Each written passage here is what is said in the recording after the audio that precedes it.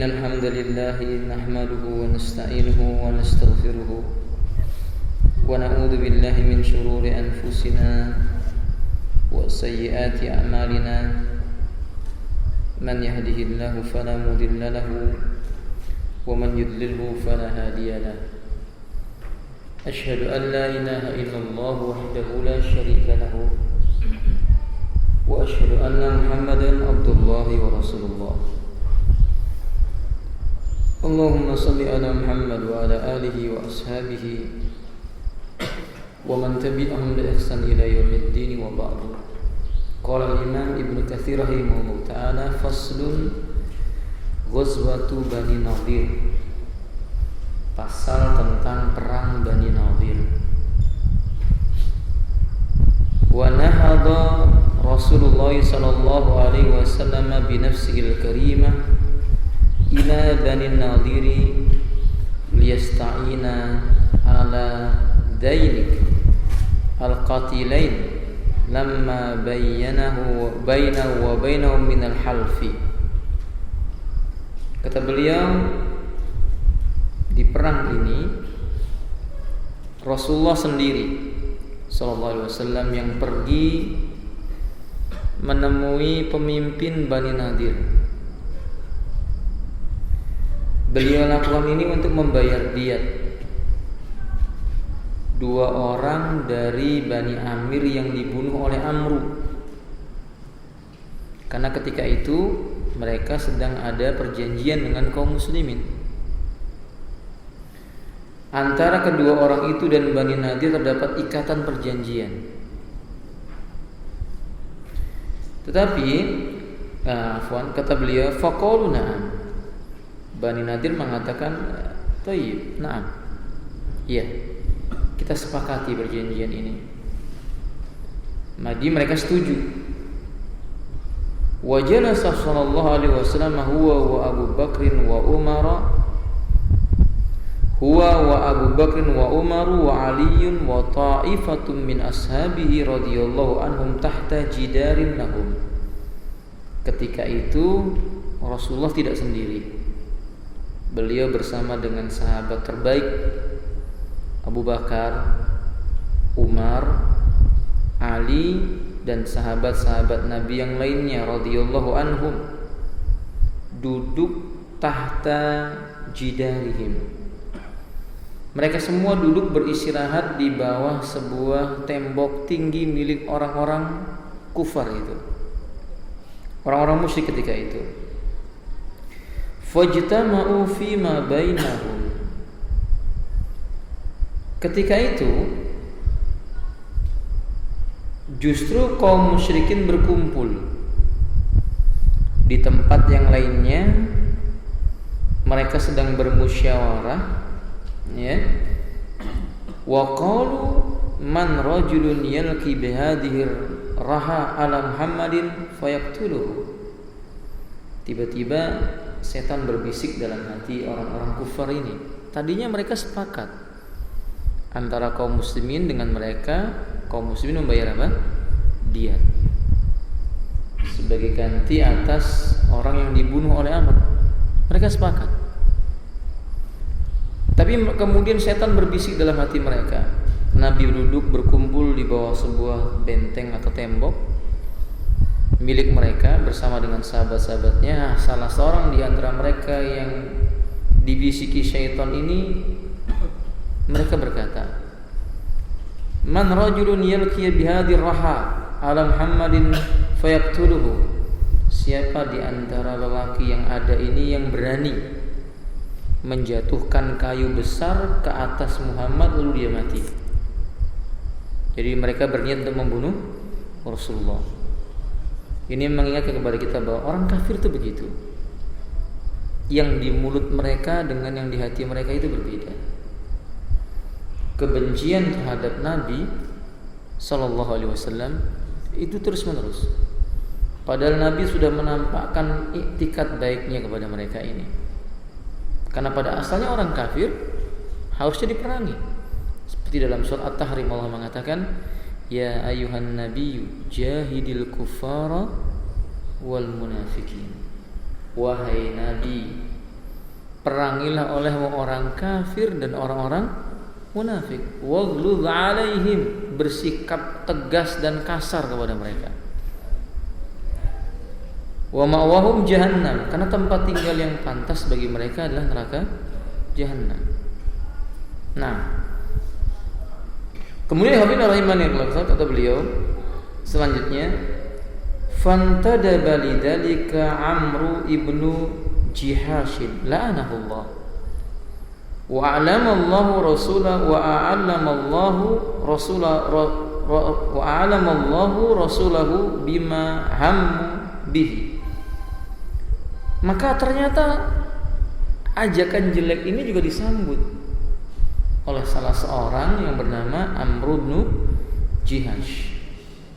Dia menyanggupi untuk menjatuhkan kayu ke atas kepala Nabi. Semoga Allah melaknat orang ini. Sebelum rencana ini terlaksana, Allah beritahukan Rasulnya. Maka Allah memberitahukan kepada Rasulnya bima hammu bi, sesuatu yang diniatkan oleh mereka untuk mencelakai Nabi. Fanahadha Rasulullah sallallahu alaihi wasallam min waqtihi min baina ashabihi. Mendapat wahyu dan kabar dari Allah seperti ini, maka Nabi pun sallallahu alaihi wasallam bangkit. Ia meninggalkan duduk bersama dengan sahabat ketika itu, bergeser sedikit. Beliau bangkit meninggalkannya. Kemudian falam yatanahu dunal Madinah wa ja'a man akhbar anna ra'ahu sallallahu alaihi wasallam dakhilan fi khitanil Madinah. Akhirnya Nabi bersama para sahabat pun pergi. Tapi belum lagi beliau sampai di tempat tujuan di kota Madinah, datang seseorang memberitahukan bahwa ia melihat Rasulullah memasuki sebuah kebun dekat kota itu. Nah, rahimani artinya sahabat-sahabat mulia Abu Bakar, Umar, Ali tetap di tempatnya, tapi Nabi pergi meninggalkan sahabat-sahabatnya dan beberapa orang sahabat yang lainnya. Ketika itu sahabat-sahabat pun diberitahu oleh seseorang bahwa Nabi memasuki sebuah kebun. Mendengar berita ini Abu Bakar As-Siddiq, faqama Abu Bakar wa man ma'ahu fattaba'uhu, dan beberapa sahabat-sahabat yang lainnya yang bersama beliau berdiri ikut menyusul Nabi sallallahu alaihi wasallam ke tempat yang diberitahukan Nabi masukinya. Fa akhbarahum bima a'lamahu Allah min amri Yahudin. Ketika bertemu dengan Nabi, Rasul memberitahu sebab beliau meninggalkan karena dapat berita dari Allah Ta'ala tentang niat jahatnya Bani Nadir. Ini Yahudi. Dan memang Yahudi seperti itu dari dahulu, licik. Sebelum diutus Nabi pun mereka licik. Mereka membunuh para nabinya. Sesudah mereka bunuh, pura-pura mereka bersedih. Sudah mereka pura-pura bersedih, dibangun kuburannya. Dijadikan tempat apa? Peribadatan. Disekutukan Allah dengan kubur-kubur para nabi itu oleh orang-orang Yahudi ini. Makanya Nabi mengatakan la'anallahu al-yahud wan nasara ittakhadhu qubur anbiya'ihim masajidah. Allah melaknati Yahudi dan Nasrani karena mereka telah menjadikan kuburan nabi-nabi mereka sebagai tempat ibadah. Yahudi telah Allah katakan walan tardha ankal yahud walan nasara hatta tattabi'a millatahum. Tidak akan redha kepadamu hai Muhammad Yahudi dan juga Nasrani selama-lamanya sampai kamu mengikuti ajaran agama mereka. Maka Anda jumpai pada hari ini kalau Yahudi mengadakan perjanjian dengan kaum muslimin, itu hanya omong kosong. Tidak ada satu perjanjian pun yang ditepati oleh Yahudi. Sejak dahulu suka melanggar perjanjian. Sampai hari ini juga mereka melanggar perjanjian. Mereka menyakiti kaum muslimin yang ada di mana? Filistin, di Gaza atau di Gaza. Mereka di Gaza menyakiti kaum muslimin, membunuh kaum muslimin. Padahal itu jelas tanah perjanjian antara Yahudi dengan kaum muslimin yang mengakui bahwa itu adalah tempat yang ditempati oleh kaum muslimin dalam perjanjiannya. Tapi mereka menolak, mencari cara, berbagai macam alasan. Sehingga alhamdulillah, saking rusaknya Yahudi ini nanti di akhir zaman, wa sayati zamanun kanatil hajaru taqulu lil muslimin ya mu'min inna mi wara'i yahud faqtulha. Akan datang satu masa Al-Qamaqal alaihissalam, sebongkah batu pun akan berbicara kepada kaum muslimin, hai orang yang beriman, di balik punggungku ini ada seorang Yahudi, bunuhlah Yahudi ini. Nanti sampai saking bencinya alam semesta ini kepada Yahudi, makhluk-makhluk Allah ini semua benci dengan Yahudi, malaikatnya membencinya, batu-batuan pun ikut membenci, sampai batu itu akan berkata dengan kalimat yang sangat tegas, hai mukmin, di balikku ini ada seorang Yahudi bersembunyi, bunuh Yahudi ini. Ya, tidak ada satupun makhluk di muka bumi ini melainkan akan berkata ini Yahudi, bunuh, kecuali satu pohon yang disebut dengan pohon apa? Furqan, yang itu dipelihara oleh orang Yahudi. Nah, akhwati rahimani wa rahimakumullah, ini sejarah membuktikan kalau kaum muslimin nggak patut bekerja sama dengan orang Yahudi. Yahudi mengerti kalau kaum muslimin mengikuti jalannya Yahudi, dia akan binasa. Maka Yahudi membuat kekacauan dengan cara merusak pemikiran pemuda-pemuda kaum muslimin. Memang mereka tidak beragama dengan agama Yahudi secara langsung, tetapi tindak tanduk mereka seperti orang-orang Yahudi. Coba antum lihat, hampir tidak ada di lini kehidupan yang kita jalani di negeri-negeri muslim yang ada ini, melainkan di sana ada tipu dayanya Yahudi. Media massa, siapa yang menguasai? Yahudi. Baik surat kabarnya, televisinya, berita elektroniknya, semua yang menguasai siapa? Yahudi. Mbah Google itu milik orang muslim atau bukan? Bukan. Tapi yang pakai siapa? Ya kita kaum muslimin. Nah, ketergantungan kaum muslimin kepada si Mbah Google ini sekarang luar biasa. Coba untuk melihat kebutuhan kaum muslim kepada benda yang disebut ini apa namanya? Tablet atau apa namanya? Luar biasa. Itu rela mengeluarkan uang jutaan rupiah. Kuno dikit ganti yang baru. Sahih? Sahih atau tidak? Sahih. Padahal kebutuhannya sama. Untuk ini kebutuhannya sama. Tapi tipu dayanya apa? Yahudi. Dibuat kaum muslimin terlalai dengan hal yang seperti itu.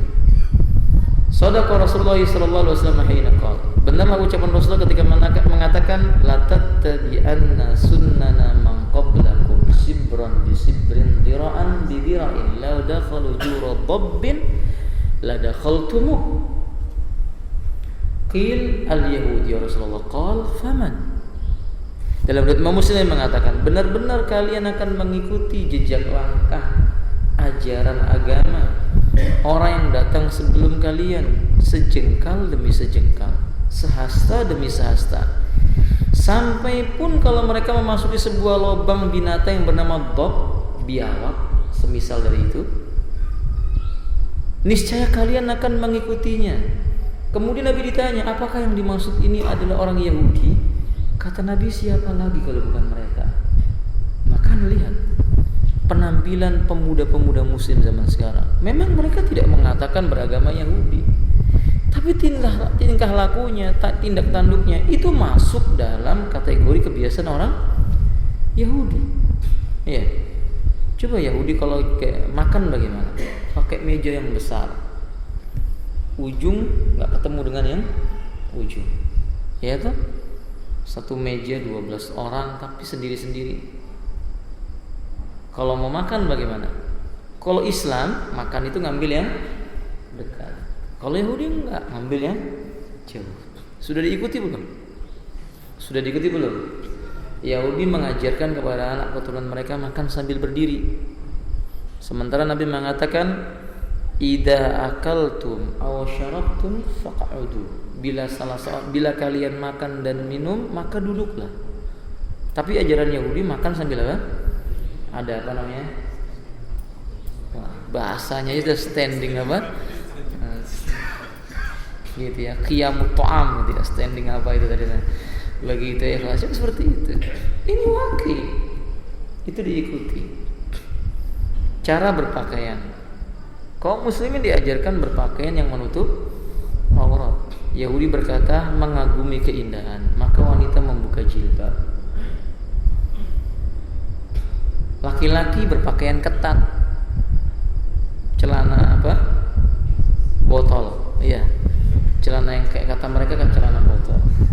Jadi kalau ruku atau sujud kelihatan bokongnya itu. Itu kan nggak mungkin dari Islam. Islam nggak mungkin. Islam ngajarin celana apa? Sirwal yang besar. Kalau ditarik itu 1 meter ininya. Saking gedenya gitu ya. Jadi kalau pakai digulung-gulung dulu kayak apa? Sarung, izar. Sekarang enggak. Ya bukan berarti tidak boleh seperti yang antum pakai, ada boleh. Cuma sempit membentuk tubuhnya itu loh. Itu bukan dari Islam. Islam nggak pernah mengajarkan seperti itu. Belum ditampakkan gambar makhluk hidupnya. Yahudi suka kalau mereka itu memakai pakaian yang norak, bahasa kita itu. Gambar-gambarnya yang aneh, yang nyeleneh. Lihat kaum muslimin sekarang. Bajunya ada gambar bintang apa namanya itu? Bintang David ya. Yang segitiga kali 2 itu. Nah, bintangnya gambarnya orang-orang Yahudi. Iya, Ivan? Itu kadang dianggap biasa. Padahal itu lambang dan syiarnya orang Yahudi. Freemansori, ada lagi anak turunannya apa namanya dari Freemansori ini, Rotary Club. Tahu Rotary Club, Evan? Kalau antum tahu antum musibah. Tapi kalau antum tidak tahu itu lebih musibah lagi buat antum. Paham ya, alhamdulillah. Nah, alhamdulillah rahimani, ini Rotary Club ini kelompok Yahudi. Kelompok cara bergaul bebas. Yahudi semua. Mereka memasukkan itu semua. Nah, sistem-sistem perekonomian yang ada di negeri Islam, di negeri Islam yang kita jumpai, sistemnya orang-orang Yahudi semua. Yang bisa jadi Yahudi nggak pakai lagi, kan itu merusak. Multi level apa?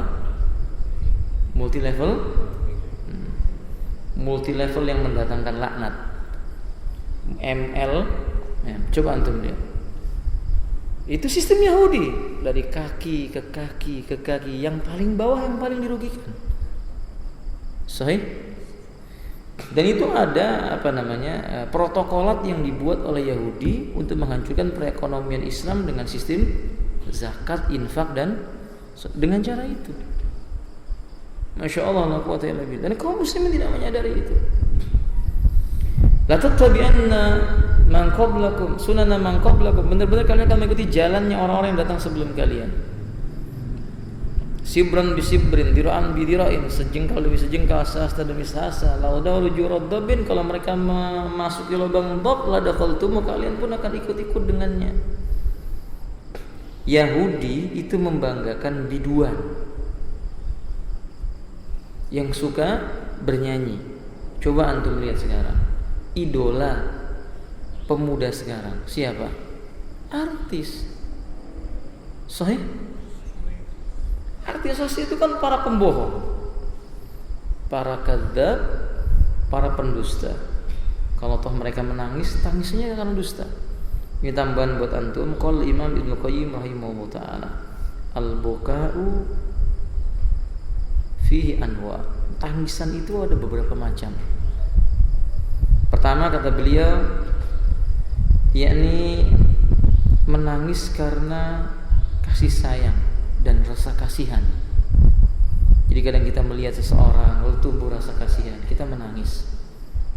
Ini tidak tercela. Yang kedua, tangisan al-buka'u bisababil khasyah awil khauf ilallah. Tangisan karena rasa takut, khawatir terhadap dosanya, atas hukumnya Allah kepadanya. Yang kedua, al-buka'u bisababi mahabbati wal hanini. Tangisan karena rasa cinta dan karena rasa rindu. Ini manusia ya kawan. Dan setiap manusia punya ini. Rasa cinta itu hadiah atau bukan? Hadiah. Cuman sayangnya kedoliman kita menuntut untuk dicintai. Ternyata sebenarnya cinta itu harus diberikan, bukan dia apa? Bukan diminta. Ya kalau kita mencintai seseorang itu hadiah, sudah cukup buat kita. Walaupun yang kita cintai tidak apa? Tidak mencintai kita. Faham ya Pak? Ini benar ini ya kan ya. Ya kalau antum belum nikah belum tahu. Tapi begitulah, mencintai itu begitu. Kadang kita mencintai seseorang, orang yang kita cintai itu tidak bisa cinta kepada kita. Nggak apa-apa, sudah dapat pahala. Coba antum lihat 7 golongan yang akan dinaungi oleh Allah di hari dimana tidak ada naungan kecuali naungan Allah. Salah satunya orang yang saling mencintai karena bukan orang yang minta dicintai, bukan, tapi dia mencintai. Jadi kita mesti cukup dengan mencintai karena Allah.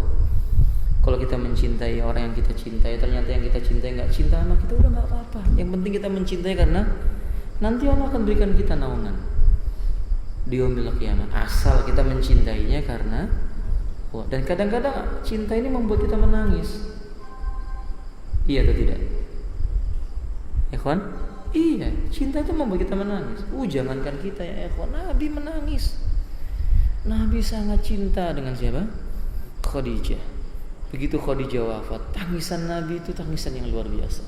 Betul-betul tangisan yang datang dari relung hati yang paling dalam. Sampai terdengar oleh para sahabat, tangisan Nabi itu keluar dari dadanya, bukan dari mulutnya lagi. Karena memang cintanya udah mendarah daging. Saking cintanya dengan Khadijah, ketika Khadijah sudah wafat, Nabi punya pengganti yang lainnya, Nabi tetap menyebut nama Khadijah. Khadijah itu, Khadijah ini, Khadijah begini, Khadijah begitu. Kata Aisyah, mengapa wanita yang sudah meninggal dunia kamu sebut-sebut juga? Kan ini cinta, nggak bisa dia apa? Dan itu kadang membuat kita menangis. Sahih, bukankah kita mencintai Nabi kita? Ketika kita teringat dengan Nabi kita, wafatnya beliau, membuat kita meneteskan air mata. Ini air mata yang jatuh karena rasa cinta dan rindu. Walaupun memendam kerinduan itu bisa menyebabkan air menetes, air mata kita menetes, itu benar. Hasan al-Basri ketika beliau rindu dengan istrinya, itu menetes air matanya dalam keadaan bermajelis ilmu. Dan orang-orang tidak mengetahui bahwa itu tangisan karena apa? Kerinduan. Faham tuh ya kawan? Begitu. Jadi kalau misalnya kita harus cinta dan rindu karena apa? Karena siapa? Sekalipun yang kita cintai dan kita rindui tidak cinta dan tidak apa? Rindu kepada kita. Nggak apa-apa. Sudah cukup bisa mencintai. Nggak dicintai nggak apa-apa. Antum jangan mengira ketika antum sudah punya istri, antum kira istri antum cinta sama antum, belum tentu. Antum bisa jadi mencintai istri antum belum tentu dia mencintai antum dan merindukan antum. Ya. Hanya antum pulang 2 minggu kayak sebulan kayak peduli amat kata dia gitu. Yang keempat, tangisan karena rasa gembira. Jadi kegembiraan yang amat sangat itu bisa menetes. Ini benar ya kawan? Berapa banyak manusia yang dapat kabar gembira tiba-tiba menetes air matanya. Yang kelima kata Ibnu Qayyim, tangisan karena tidak sanggup menahan rasa sakit. Terutama sakit apa ini kawan? Sakit hati itu yang nggak bisa ditahan ya kawan. Yang belum menikah nggak tahu, yang sudah menikah yang tahu. Nah katanya, Allah ya balik. Jadi tangisannya menahan rasa sakit itu kadang demikian. Yang keenam, tangisan karena sedih. Ya macam-macam sedih. Kemudian yang ketujuh, tangisan karena lemah. Dia tidak sanggup menahan beban cobaan. Yang kedelapan, ini yang tangisan yang jelek, tangisan kemunafikan. Air matanya menitikkan airnya, tapi hatinya keras. Ia pura-pura menangis, padahal dia seolah-olah dia khusyuk, tapi hatinya itu hati yang sulit untuk khusyuk. Yang kesembilan, ini juga jelek, tangisan orang karena disewa untuk menangis. Ini tangisannya siapa? Tangisannya selebriti, tangisannya artis. Itu kan tangisan karena dibayar. Coba kalau nggak dibayar dia akan menangis. Karena dibayar untuk ini, dibayar untuk itu, tangis, macam-macam. Yang ke-10, tangisan karena apa? Ikut-ikutan. Ada orang nangis ikut, seperti Umar, tapi tidak tercela. Kalau tidak tercela. Kalau Umar menjumpai Nabi menangis, sahabat-sahabat menangis ketika terjadi perang ini. Pada pagi nanti dikumpulkan orang Yahudi itu, semua satu berpendapat, kasih kesempatan, suruh bayar dia. Cuma Umar berpendapat bunuh semuanya. Umar diminta pendapat, kata Umar, pendapat saya jangan ditinggalkan, dibunuh semua. Nabi dia seolah-olah lebih condong kepada pendapat sahabat yang lainnya. Tapi kemudian turun ayat yang memerintahkan untuk membunuh seluruh. Nabi menangis, sahabat-sahabat menangis. Umar datang dan berkata, apa yang membuat kalian menangis? Kalau kalian tidak memberitahu apa yang menjadi kalian, aku juga akan ikut. Maka Umar pun menangis karena melihat nabinya menangis. Kata Nabi, kalau seandainya turun hujan batu pada hari ini, tidak ada yang selamat kecuali Umar. Karena pendapat Umar yang benar ketika itu, pendapat yang benar agar seluruh Yahudi itu diapakan? Dibunuh. Itu sejarah bahwa Yahudi memang begitu keadaannya. Kalau mereka meratap kepada Nabi, itu bohong. Kalau mereka mengatakan tidak mengetahui kebenaran, Allah mengatakan mereka itu tahu kebenaran. Ya'rifunahu kama ya'rifuna abna'ahum. Yahudi mengenal kebenaran yang datang dari Nabi itu persis seperti dia mengenal anak-anak keturunannya sendiri. Semua keturunannya Yahudi dikenal oleh mereka. Kalau mereka punya anak kembar 10, mereka bisa bedakan fulan namanya A, fulan namanya B, fulan namanya C. Dia tahu. Dan dia mengenali Nabi Muhammad dan yang dibawa sallallahu alaihi wasallam persis seperti dia mengenali anak-anak. Berarti tidak tertutupi kesamarannya. Tidak ada kesamaran untuk mengenal kebenaran. Tapi begitu Yahudi, ia membenci Islam dengan kebencian yang teramat sangat.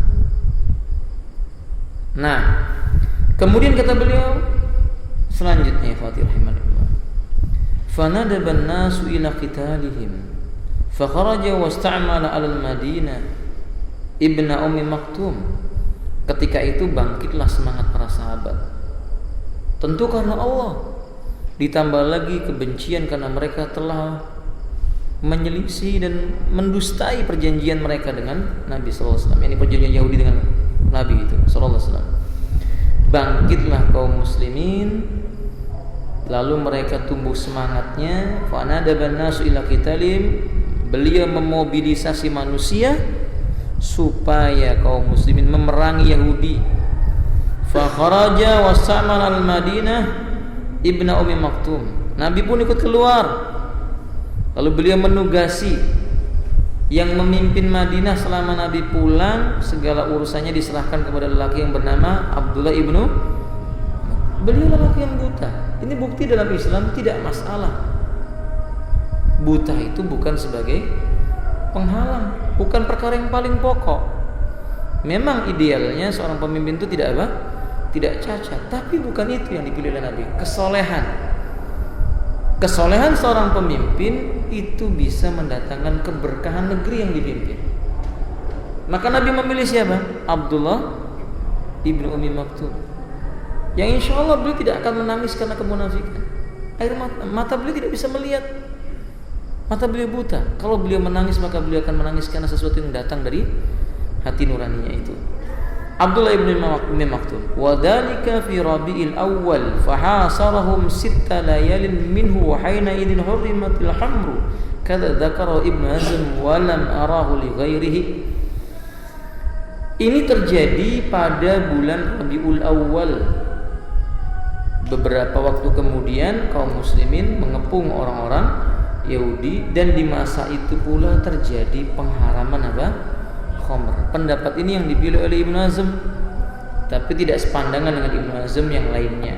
Jadi pendapat yang lain tidak sepandangan dengan Ibnu Hazm rahimahullah taala. Walhasil Ibnu Hazm berpendapat ini adalah tahun di mana khamr itu diharamkan. Tidak ada lagi minum khamr ketika itu. Apa yang bisa kita ambil faedah? Seandainya pendapat Ibnu Hazm ini benar, maka ini memberikan bukti berarti kaum muslimin diuji dengan berbagai macam ujian. Bukti tentang keimanan beliau. Khamr itu sesuatu yang dicandukan oleh manusia pada masa itu. Ketika Allah telah turunkan ayat tentang haramnya khamr, tidak ada satu sahabat pun yang mendekat kepada khamr. Meminumnya tidak ada. Bahkan mereka yang hampir menenggaknya dengar ayat tentang haramnya khamr dibuang. Sampai di kota Madinah itu banjir, di jalan-jalannya itu khamr sampai mata kaki. Itu menunjukkan mereka dahulu sangat candu dengan apa? Khamr. Tapi karena mereka orang yang beriman, idza du'u ilallahi wa rasuli qalu sami'na wa ata'na. Bila mereka diseru mali menuju Allah dan Rasulnya, mereka berkata apa? Kami dengarkan, kami taati. Tidak ada perkara yang haram lalu berkata kalau untuk yang haram kita pelan-pelan dikit-dikit, nggak ada. Kalau haram, haram. Berbeda mengerjakan perintah. Kalau mengerjakan perintah, Nabi SAW mengatakan wa ma amartukum fi amrin fa'tu minhu mastata'tum. Apa yang kuperintahkan kepada kalian dalam suatu perkara, kerjakan sebatas kemampuan yang kalian miliki. Yang kalian sanggup, kalian. Ini kalau perintah untuk mengerjakan amal, tapi meninggalkan yang haram, tinggalkan. Tidak ada istilah apa namanya? Sedikit-sedikit, pelan-pelan, enggak ada. Kalau meninggalkan yang haram, tinggalkan. Nah, kata seperti larangan kita meniru Yahudi. Man tashabba biqaumin fahuwa minhum. Barang siapa menyerupai suatu kaum, maka dia sama dengan kaum tersebut. Berarti larangan ini menjelaskan kita nggak boleh meniru Yahudi. Maka segala perkara yang bisa menyerupai orang Yahudi tinggalkan. Potongan rambut misalnya. Yahudi itu gimana potong rambutnya, Pak? Yahudi kalau potong rambut bagaimana? Yahudi itu kalau potong rambut di sampingnya dipotong, di atasnya dibiarkan tumbuh, kuncungnya itu tumbuh, sampingnya ini dipanjangkan. Pernah lihat rambutnya orang Yahudi kalau mereka beribadah seperti itu? Kaum muslimin enggak. Kaum muslimin kalau mencukur, dicukur semua, dirapikan yang bagus. Ngerti? Jangan pakai ini, pakai apa? Jambul. Itu meniru apa? Cara potongan rambutnya Yahudi. Kan antum tidak sadar bahwa kadang-kadang itu programnya Yahudi. Film Tintin ya. Ada komiknya dulu masih kecil, saya ingat itu ya kan. Kan rambutnya apa? Ternyata itu Yahudi. Dan ternyata anak-anak kita kadang banyak yang minta potongan jambul cuman mau niru si Yahudi ini. Nah, kalau kita sudah mengetahui bahwa ini nggak boleh, udah ditinggalkan. Faham toh? Nah, kata Wadas Abdullah bin Ubay bin Salul wa ashabu minal munafiqina ila Bani Nadir. Ana ma'akum nuqatilu ma'akum wa in ukhrijtum kharajna ma'akum.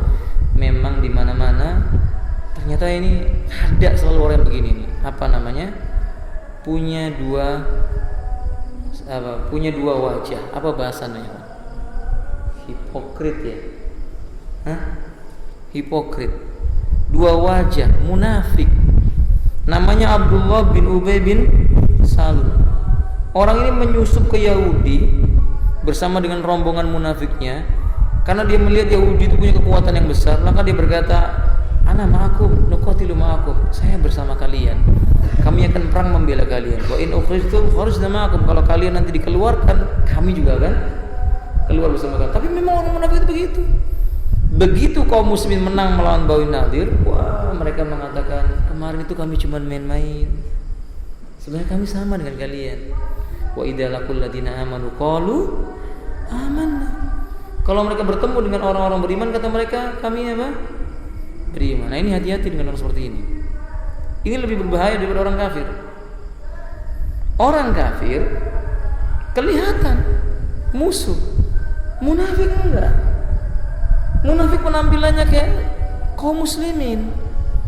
Sholat bersama kaum muslimin, duduk bersama kaum muslimin, puasa bersama kaum muslimin. Ketika kaum muslimin itu jaya, mereka sedih. Itu gambaran kemunafikan paling gampang. Kalau dia melihat kaum muslimin maju, menang, jaya, dia nggak suka. Tapi kalau dia melihat kaum muslimin itu dihinakan, direndahkan, dia tersenyum.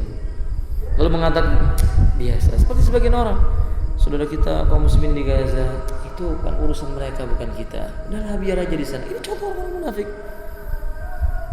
Tapi ketika mereka melihat pejuang-pejuang Islam menang, kata mereka itu kejam, kan orang punya hak asasi apa? Manusia. Ini orang-orang munafik. Hati-hati, orang kayak begini ini perusak sejak dulu. Ketika ini orang mati, Nabi tetap menyolatkan. Saat itu Umar menarik-narik bajunya Nabi. Apa kamu salahkan si munafik ini ya Rasulullah? Kata Nabi, saya khawatir manusia akan menuduh Muhammad bersikap zalim kepada sahabatnya karena penampilan seperti sahabat. Hatinya kafir. Faham tuh ya kawan? Nah, maka mestinya kita jeli juga demikian. Orang seperti ini sepanjang zaman ada. Tapi ingat, mereka tidak akan bisa mengalahkan kaum muslimin karena Nabi mengatakan la tazalu ta'ifatun min ummati dhahirina al-haq. Senantiasa akan ada sekelompok manusia dari kalangan umatku, mereka menang membela kebenaran. Fahim dong? Semoga bermanfaat. Wallahu a'lam bishawab. Ada pertanyaan sebelum dilanjutkan? Sebelum diakhiri maksud saya? Ya, silakan. Sekarang kan lagi rame-ramenya fitnah ISIS itu, di mana kan mereka hampir sama dengan kita, bagaimana sikap kita? Sikap kita seperti Nabi mengatakan, fasayara ikhtilafan katsira fa'alaikum bisunnati wa sunnatil khulafa'ir rasyidin al-mahdiyyin min ba'di. Kalian akan jumpai perselisihan yang banyak.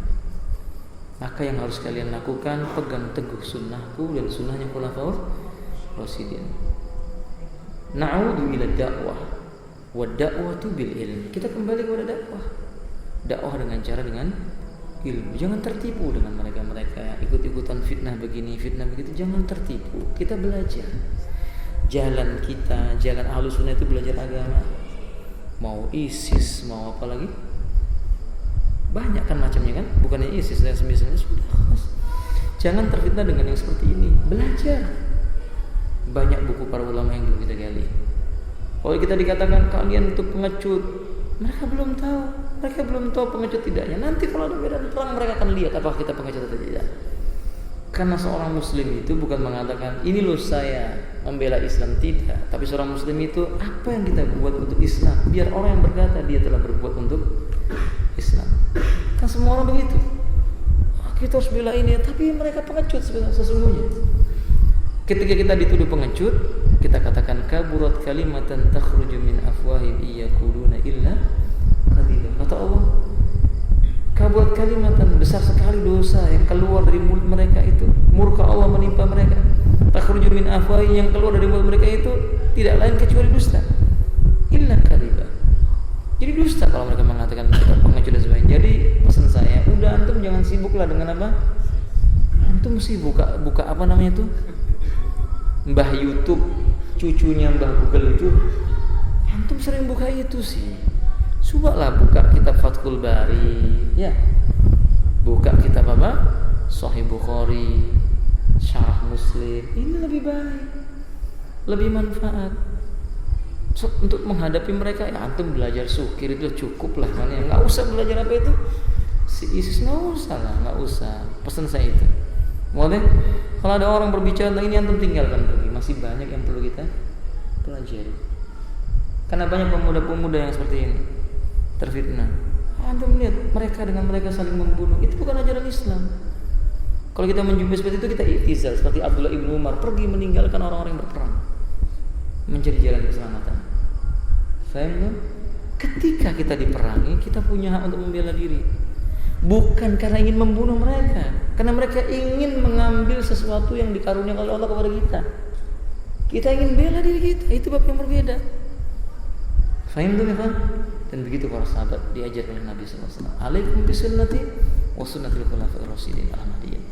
Atas kalian berpegang dengan sunnahku dan sunnahnya khulafa'ir rasyidin. Ikuti jalannya para ulama. Jadi kalau kita situasi seperti ini, lihat apa yang harus kita lakukan, apa yang dilakukan oleh para ulama kita pada akhir zaman ini yang masih hidup, misalnya Syekh Abdul Muhsin Al-Abbad. Apa yang dilakukan? Oh, beliau sibuk belajar. Ya kita ikuti. Apa yang dilakukan oleh para ulama-ulama kita yang lainnya, misalnya murid-muridnya Al-Imam Al-Utsaimin, misalnya Syekh Abdul Razak dan yang lain-lainnya, kita jumpai apa yang mereka lakukan. Mereka belajar dan mengajar. Itu yang kita lakukan. Jangan sibuk dengan masalah apa? ISIS atau ngisis, pokoknya itulah. Antum jangan apa? Sibuk dengan hal itu. Saya antum ya, kawan? Nah, ada yang lainnya? Ya.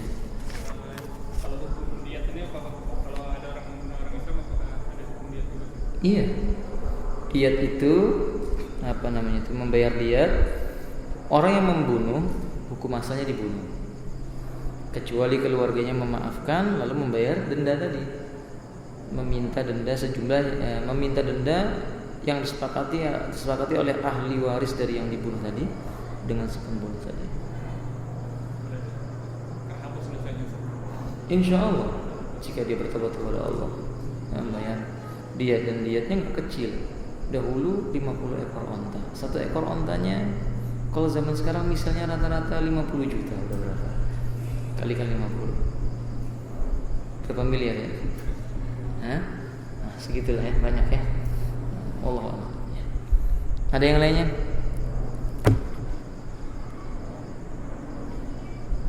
Menonton katanya air mata cinta.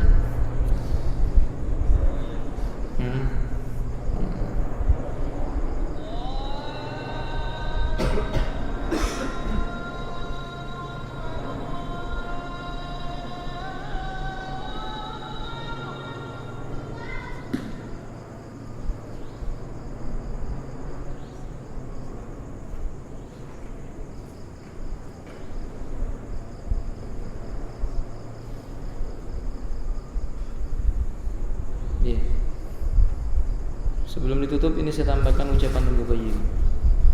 Tadi ada tangisan karena berpura-pura atau tangisan karena dipaksakan. Ibnu Qayyim berkata, apabila ada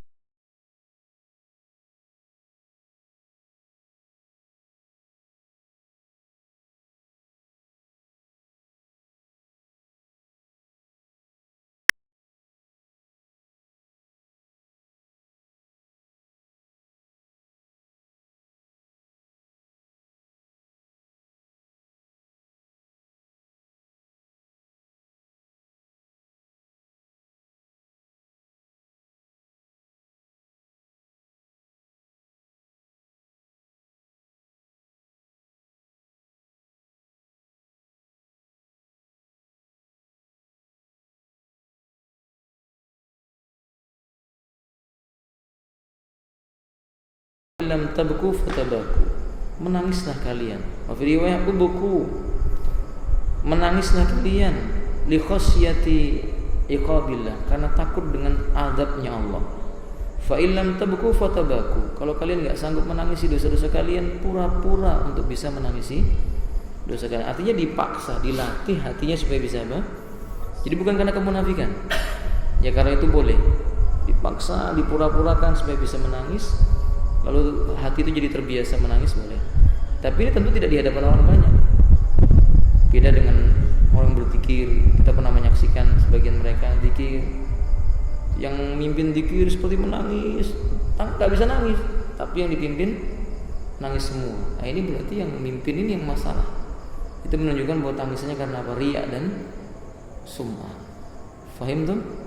Nah, semoga bermanfaat. Sampai di sini akhiru da'wana alhamdulillahirabbil alamin wa subhanakallahumma wa bihamdika asyhadu an la ilaha illa anta astaghfiruka wa atubu ilaik. Assalamualaikum warahmatullahi wabarakatuh.